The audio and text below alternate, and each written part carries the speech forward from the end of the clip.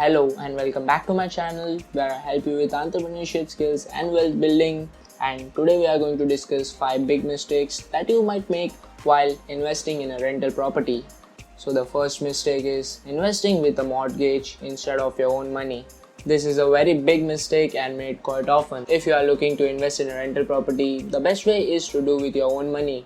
If you need the mortgage to buy the property, the return on investment will plummet.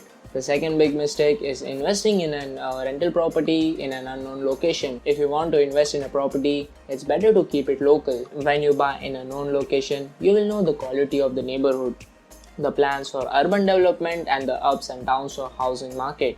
And you can also know when an investment is a good deal since you know that place. The third big mistake is buying a property that needs a lot of maintenance. This may sound like a no-brainer, but it is a big mistake and is made quite often. If you are planning to rent out the property, make sure you are buying a low maintenance house. This includes interiors as well as exterior of the building.